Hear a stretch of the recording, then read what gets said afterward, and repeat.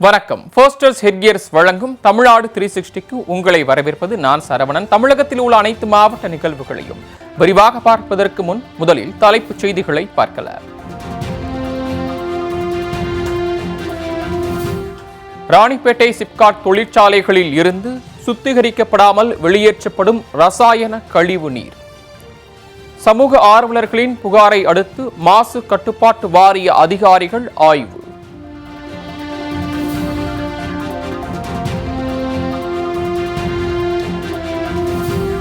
உடுமலையில் முறையாக பராமரிக்கப்படாத பாசன கால்வாய்கள். நீர் வெளியேறி வீணாகி வருவதால் விவசாயிகள் கவலை.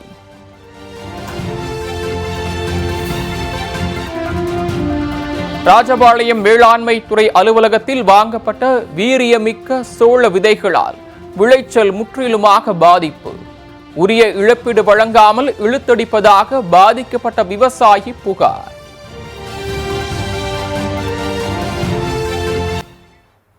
இனி விரிவான செய்திகள். ராணிப்பேட்டை சிப்காட் பகுதியில் தொழிற்சாலைகளில் இருந்து சுத்திகரிக்கப்படாத கழிவுநீர் நேரடியாக பொது கால்வாயில் வெளியேற்றப்படுவது சமூக ஆர்வலர்களை அதிர்ச்சியில் ஆழ்த்தியுள்ளது. ராணிப்பேட்டை மாவட்டம் சிப்காட் பகுதியில் ஏராளமான தொழிற்சாலைகள் செயல்பட்டு வருகின்றன. இந்த ஆலைகளில் இருந்து வெளியேற்றப்படும் கழிவுநீர் முறையாக சுத்திகரிக்கப்பட்டு வெளியேற்ற வேண்டும் என்பது விதி. ஆனால் சிப்காட் ஆலையிலிருந்து ரசாயன கழிவுநீர் சுத்திகரிக்கப்படாமல் நேரடியாக பொது கால்வாயில் வெளியேற்றப்பட்டு வருகிறது. இதனை கண்டு அதிர்ச்சியடைந்த சமூக ஆர்வலர்கள் மாசு கட்டுப்பாட்டு வாரிய அதிகாரிகளுக்கு புகார் தெரிவித்தனர். சம்பவ இடத்திற்கு வந்த அதிகாரிகள் ரசாயன கழிவுநீரை வெளியேற்றும் குழாயை உடைத்து அகற்றினர். அத்துடன் கால்வாய் கலந்த கழிவுநீரை கேன்களில் சேகரித்து ஆய்வுக்கு கொண்டு சென்றுள்ளனர். ரசாயன கழிவுநீரை வெளியேற்றிய ஆலை நிர்வாகத்தின் மீது உரிய நடவடிக்கை எடுக்க வேண்டும் என சமூக ஆர்வலர்கள் வலியுறுத்தியுள்ளனர்.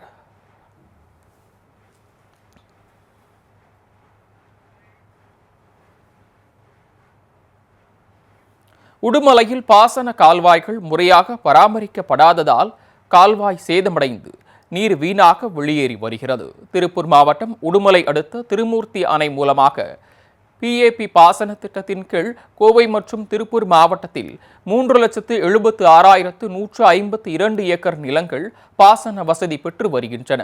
மேலும் 4 மண்டலங்களில் உள்ள விளைநிலங்கள் பாசன வசதி பெறும் வகையில் உயர்மட்ட கால்வாய், PAP பிரதான கால்வாய், உடுமலை பூலாங்கிணறு கால்வாய் மற்றும் கிளை வாய்க்கால்கள் அமைக்கப்பட்டுள்ளன. இதனை ஆதாரமாக வைத்து விவசாயிகள் சாகுபடி பணியை மேற்கொண்டு வருகின்றனர். ஆனால் கால்வாய்கள் முறையாக பராமரிக்கப்படாததால் அவை சேதமடைந்து நீர் வீணாக வெளியேறி வருகிறது. இதனால் சாகுபடி பணிகளும் பெரிதும் பாதிக்கப்படுகின்றன. எனவே கால்வாய்களை முறையாக பராமரிக்க வேண்டும் என்று விவசாயிகள் கோரிக்கை விடுத்துள்ளனர்.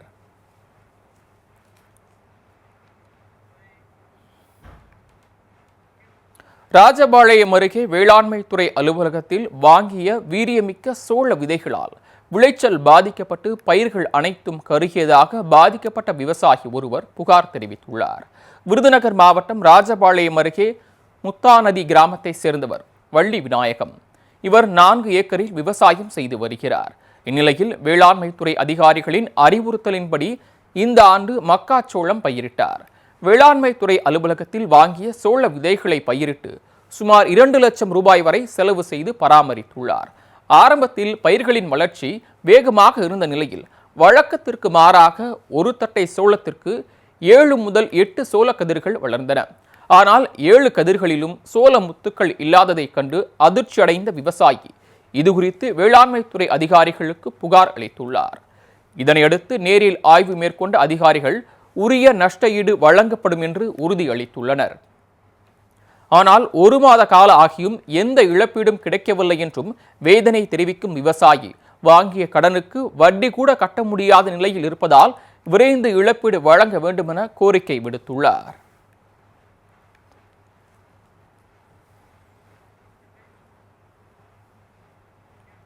காரிமங்கலம் அருகே சேலம் பெங்களூரு தேசிய நெடுஞ்சாலையில் வாகனங்கள் அதிக அளவில் சென்று வருவதால் சாலையை கடக்க முடியாமல் கல்லூரி மாணவிகள் தவித்து வருகின்றனர். தருமபுரி மாவட்டம் காரிமங்கலம் பகுதியில் அரசு மகளிர் கலை மற்றும் அறிவியல் கல்லூரி ஒன்று செயல்பட்டு வருகிறது. இங்கு 3000க்கும் மேற்பட்ட மாணவிகள் கல்வி பயின்று வருகின்றனர். இந்த கல்லூரி சேலம் பெங்களூரு தேசிய நெடுஞ்சாலை அருகே அமைந்துள்ளது. இந்த கல்லூரிக்கு தருமபுரி மாவட்டத்தின் பல்வேறு பகுதிகளில் இருந்தும் வெளி மாவட்டங்களில் இருந்தும் மாணவிகள் தினமும் பேருந்துகளில் வந்து செல்கின்றனர். தேசிய நெடுஞ்சாலையில் ஆயிரக்கணக்கான வாகனங்கள் அதிவேகமாக செல்வதால் சாலையை கடக்க மிகுந்த சிரமத்திற்கு உள்ளாகி வருகின்றனர். பேருந்துக்காக சாலையை ஓடிச் சென்று கடக்கும் நிலையில் விபத்துகள் ஏற்படும் அபாய சூழல் உள்ளது. இதனால் அங்கு சாலையை கடக்க சுரங்கப்பாதையோ அல்லது மேம்பாலமோ அமைத்து தர வேண்டும் என்று மாணவிகள் கோரிக்கை விடுத்துள்ளனர். தர்மபுரிக்கு அந்த பக்கம் நான் ஒரு 12 கிலோமீட்டர்ஸ் தாண்டி வரேன். அதையும் தாண்டி தர்மபுரி பஸ் வந்து நாங்கள் வர்றது பெரிய பஸ்ல வந்து அவ்வளோ சிரமப்பட்டு வந்துட்டு இருக்கோம். இங்க வந்து ரோட் கிராஸ் பண்ணணும் அப்படின்னா எங்களால ரொம்ப சிரமமா இருக்கு. வந்து ஸ்டாஃப்ஸோட உதவியோட போலீஸோட உதவியாலும் தான் எங்களால் வந்து கிராஸ் பண்ணி வர முடியுது. இங்க வந்து நாங்க ஒருத்தர் 2 பேர் படிக்கல, 3000க்கு மேல வந்து நாங்க இந்த காலேஜ்ல படிச்சுட்டு இருக்கிறோம். மகளிர் தான் நாங்க இந்த காலேஜ்ல படிச்சுட்டு இருக்கிறோம். இப்போ வந்து நடைமேடை அமைச்சு பாலம் அமைச்சு தரணும். இதுக்கு முன்னாடி எங்க சீனியர்ஸ் வந்து நிறைய கோரிக்கை வச்சிருக்காங்க. அது எதுவுமே இது வரைக்கும் நிறைவேற்றினதான் எங்களுக்கு எந்த ஒரு இன்ஃபுமே தெரியல. இதுக்கு மேல எங்களோட உடல்நலத்துக்கு மேல நீங்க அக்கறைப்பட்டீங்க அப்படின்னா இந்த காலேஜ்க்காக நீங்க பாலமோ இந்த அப்படி இல்லைன்னா நடைமேடையோ கட்டி தரணும்னு இந்த ஐயா அவர்களுக்கு மிகவும் தாழ்மையோட கொடுத்தாங்க.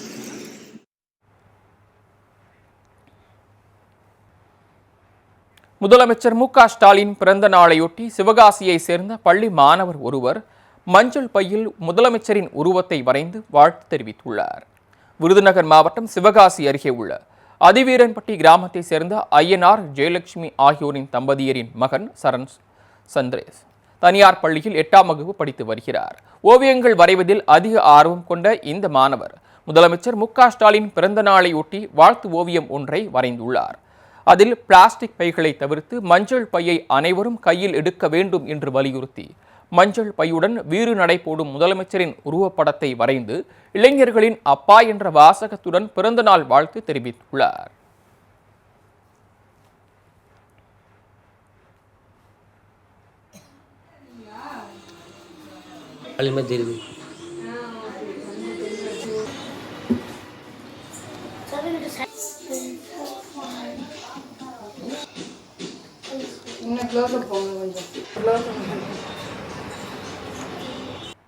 பாலக்கோடு சுற்று வட்டார பகுதியில் ஆண்டு முழுவதும் மாங்காய்கள் காய்க்கும் வகையில் சிலர் கழுத்தா ரசாயனத்தை பயன்படுத்துவதாக விவசாயிகள் புகார் தெரிவித்துள்ளனர்.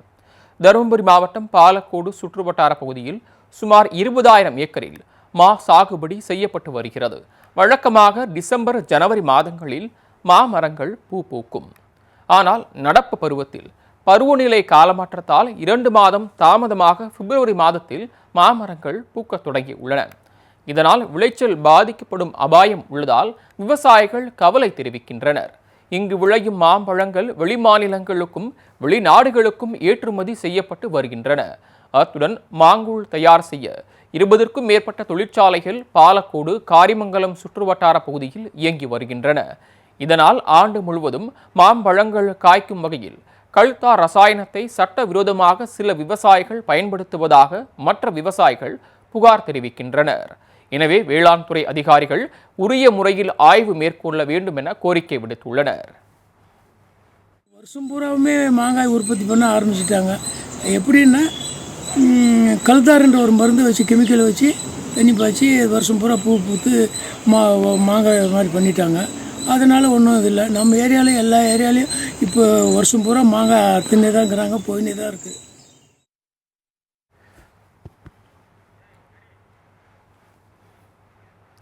தொடர் முகூர்த்த நாளையொட்டி திண்டுக்கல் பூ மார்க்கெட்டில் மல்லிகைப்பூ கிலோ 1800 ரூபாய்க்கு விற்பனையானது. திண்டுக்கல் பேருந்து நிலையம் அருகே உள்ள அண்ணா வணிக வளாகத்தில் தென் தமிழகத்தில் பிரசித்தி பெற்ற பூ மார்க்கெட் ஒன்று செயல்பட்டு வருகிறது. திண்டுக்கல் மற்றும் அதன் சுற்றுவட்டார பகுதிகளில் விளையும் மலர்கள் இந்த சந்தைக்கு கொண்டு வரப்பட்டு அங்கிருந்து அண்டை மாநிலங்களுக்கும் தமிழகத்தின் பல்வேறு பகுதிகளுக்கும் விற்பனைக்காக அனுப்பப்பட்டு வருகின்றன. இந்நிலையில் தொடர் முகூர்த்த தினத்தையொட்டி பூக்களின் விலை தொடர்ந்து அதிகரித்து வருகிறது. கடந்த வாரம் 600 ரூபாய்க்கு விற்பனையான 1 கிலோ மல்லிகைப்பூ இன்று 1800 ரூபாய்க்கு விற்பனை செய்யப்பட்டது. இதேபோன்று கனகாம்பரம் கிலோ 600 ரூபாய்க்கும், செவ்வந்தி 300 ரூபாய்க்கும், ரோஜா மலர்கள் 300 ரூபாய்க்கும் விற்பனை ஆனது. பூக்களின் தேவை அதிகரித்து வருவதால் விலை குறைய வாய்ப்பில்லை என்று வியாபாரிகள் தெரிவிக்கின்றனர்.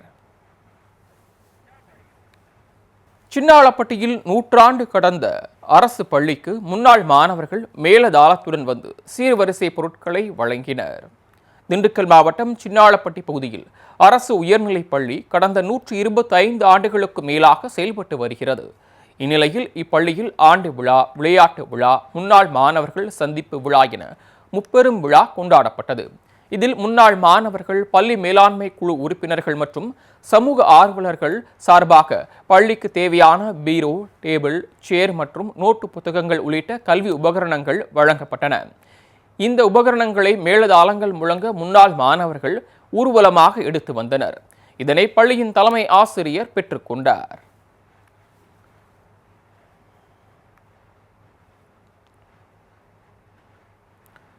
கண்ணமங்கலம் அரசு முஸ்லிம் நடுநிலைப் பள்ளியில் நூற்றாண்டு விழா மாணவர்களின் கலை நிகழ்ச்சிகளுடன் சிறப்பாக நடைபெற்றது.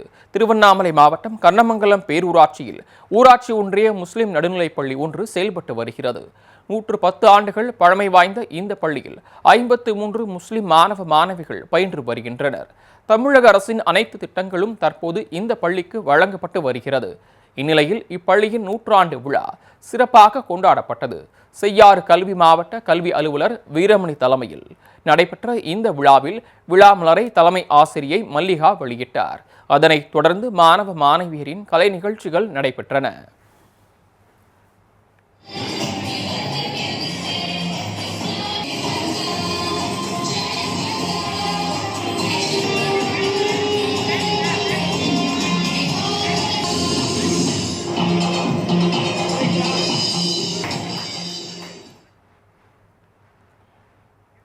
திருப்பத்தூர் அருகே தேசிய அறிவியல் தினத்தையொட்டி மாணவர்கள் தயாரித்த செயற்கைக்கோள் விண்ணில் செலுத்தப்பட்டது. இந்த நிகழ்ச்சியில் அமைச்சர் பெரியகருப்பன் கலந்து கொண்டார். சிவகங்கை மாவட்டம் திருப்பத்தூர் அருகே செவ்வூரில் உள்ள ஏவிஎம் பள்ளியில் தேசிய அறிவியல் தினத்தை முன்னிட்டு மாணவர்கள் தயாரித்த செயற்கைக்கோள் விண்ணில் ஏவப்பட்டது.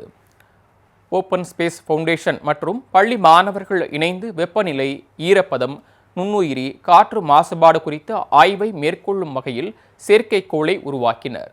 2 கிலோ எடை கொண்ட சிறிய ரக இந்த செயற்கைக்கோள் விண்ணில் செலுத்தப்பட்டது. இது வளிமண்டலத்தில் உள்ள ஓசோன் படலத்தின் வெப்பநிலை வேறுபாடுகளை பற்றியும், வளிமண்டல உயர் அடுக்குகளில் நுண்ணுயிர்கள் இருப்பதாக கூறப்படுவதை பற்றியும் ஆய்வு செய்யும் என்று தெரிவிக்கப்பட்டுள்ளது. இந்த நிகழ்ச்சியில் அமைச்சர் பெரியகருப்பன், பள்ளி நிர்வாகி செல்வின் அன்பரசு, ஓய்வு பெற்ற இஸ்ரோ விஞ்ஞானி GK மணி உள்ளிட்டோர் பங்கேற்றனர்.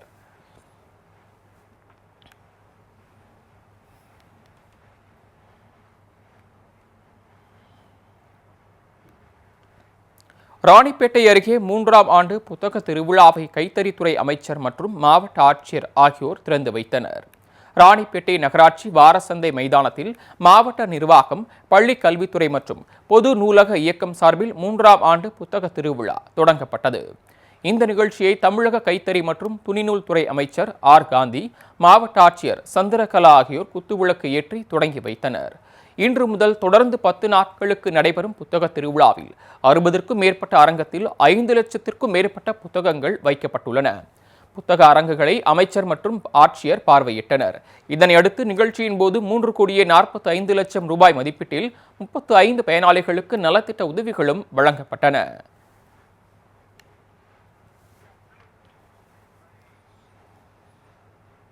ஃபோஸ்டர்ஸ் ஹெட்கியர்ஸ் தமிழ்நாடு திருச்சியில் அடுத்து வருவது உங்கள் ஊர் நிகழ்வுகளை விரைவாக வழங்கும் உள்ளூர் எக்ஸ்பிரஸ்.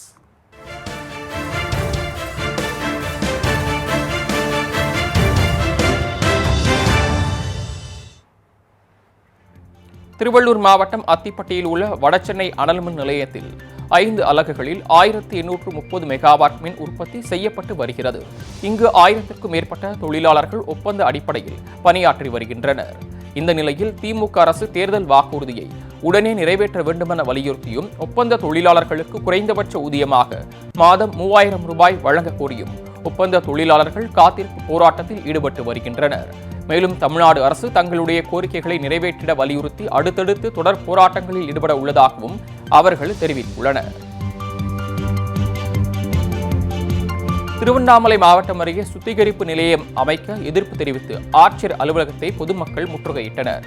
போலூர் வட்டம் புதுப்பாளையம் ஊராட்சியில் சுமார் 3000க்கும் மேற்பட்ட குடும்பங்கள் வசித்து வருகின்றன. அங்கு திரவ கழிவு சுத்திகரிப்பு நிலையம் அமைக்க அடிக்கல் நாட்டப்பட்டுள்ளது. இதற்கு எதிர்ப்பு தெரிவித்து அப்பகுதி மக்கள் பல்வேறு போராட்டங்களை நடத்தி வருகின்றனர். இந்நிலையில் கோரிக்கையை வலியுறுத்தி திருவண்ணாமலை மாவட்ட ஆட்சியர் அலுவலகத்தை முற்றுகையிட்டு கிராம மக்கள் போராட்டத்தில் ஈடுபட்டனர். போலூர் பேரூராட்சிக்கு சொந்தமான திரவ கழிவு நீர் சுத்திகரிப்பு நிலையம் தொடங்கிறதுக்கான வேலைகள் தொடங்கியிருக்காங்க. இந்த திட்டமானது மக்களுக்கு தேவையில்லாத ஒரு திட்டம். இந்த இடமானது ஒரு வேல்யூபிள் லேண்டு. இது நெடுஞ்சாலைக்கு அருகிலே அமைஞ்சிருக்கு. இந்த இடத்துல இந்த திட்டத்தை கொண்டு வரக்கூடாது. இதனால் சுற்றுப்பட்டு இருக்கிற ஒரு 5 கிராமங்கள் அந்த இடத்துல தான் குடிநீர் எடுத்துகிட்டு போகிறாங்க. விவசாய நிலங்கள் இருக்குது, கோவில்கள் இருக்குது, ரெசிடென்டல் ஏரியாவாக இருக்குது. அதனால் இந்த இடத்துல இந்த ஸ்கீமை இம்ப்ளிமெண்ட் பண்ணக்கூடாது அப்படின்னு சொல்லி ஏற்கனவே ஓராண்டுக்கு முன்னாடி போலூர் தாசில்தார்கிட்ட மனு கொடுத்துருந்தோம். நீலகிரி மாவட்டம் முதுமலை புலிகள் காப்பகத்தில் நிலவி வரும் கடும் வறட்சி காரணமாக வனப்பகுதிகளில் காட்டுத்தீ பரவாமல் இருக்க தீத்தடுப்பு கூடுகள் அமைக்கும் பணி தீவிரமாக நடைபெற்று வருகிறது. நீலகிரி மாவட்டத்தில் புலி, சிறுத்தை, யானை உள்ளிட்ட வன விலங்கினங்கள் மற்றும் அரிய வகை பறவை இனங்கள் என அனைத்து வகையான உயிரினங்களும் வாழும் பல்லுயிர் சூழல் மண்டலமாக திகழ்கிறது. இந்நிலையில் நீலகிரியில் தற்போது இலையுதிர் காலம் நிலவி வருவதால் வனப்பகுதிகளில் கடும் வறட்சி துவங்கி உள்ளது. இதனால் காட்டுத்தீ பரவாமல் தடுக்கும் வகையில் தீத்தடுப்பு கோடுகள் அமைக்கும் பணியில் வனத்துறையினர் தீவிரமாக ஈடுபட்டு வருகின்றனர். அத்துடன் வன விலங்குகளுக்கு தண்ணீர் தொட்டிகளில் தண்ணீர் நிரப்பும் பணிகளிலும் வனத்துறையினர் ஈடுபட்டுள்ளனர். வேதாரண்யம் நகராட்சியுடன் பெரிய குத்தகை ஊராட்சியை இணைப்பதை கண்டித்து உண்ணாவிரத போராட்டம் நடைபெற்றது. வட்டாட்சியர் அலுவலகம் முன்பு நடைபெற்ற இப்போராட்டத்தில் பெரிய குத்தகை ஊராட்சியை சேர்ந்த பெண்கள் உட்பட 500க்கும் மேற்பட்டோர் கலந்து கொண்டனர். விவசாயத்தையும் கால்நடைகளையும் நம்பி வாழ்கின்ற கிராமத்தை நகராட்சியுடன் இணைத்துவிட்டால் தங்களுக்கு கிடைத்து வரும் 100 நாள் வேலை உள்ளிட்ட பல திட்டங்கள் கிடைக்காமல் போய்விடும் என்று போராட்டத்தில் ஈடுபட்ட கிராம மக்கள் தெரிவித்தனர்.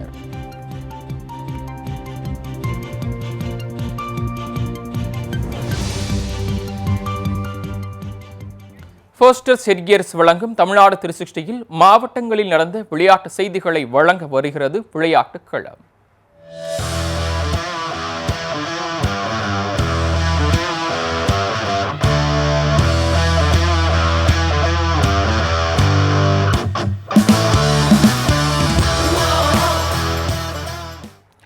திருப்பத்தூர் அடுத்த தாமலேரி முத்தூரில் நடைபெற்ற எருதுவிடும் விழாவில் 300க்கும் மேற்பட்ட காளைகள் சீறி பாய்ந்தன. தாமலேரி முத்தூரில் எருதுவிடும் விழா உற்சாகத்துடன் நடைபெற்றது. இதில் கிருஷ்ணகிரி, திருப்பத்தூர், திருவண்ணாமலை, தருமபுரி, ராணிப்பேட்டை, வேலூர் உள்ளிட்ட மாவட்டங்களிலிருந்து எருதுகள் கலந்து கொண்டன. ஆந்திரா, கர்நாடகா உள்ளிட்ட வெளி மாநிலங்களிலிருந்தும் எருதுகள் கொண்டுவரப்பட்டு போட்டியில் பங்கேற்றன. போட்டியில் 300க்கும் மேற்பட்ட காளைகள் சீறி பாய்ந்து ஓடியதை திருப்பத்தூர் மற்றும் அதன் சுற்றுவட்டார பகுதிகளிலிருந்து வந்திருந்த ஏராளமான பொதுமக்கள் ஆரவாரத்துடன் கண்டுகளித்தனர். Sandra,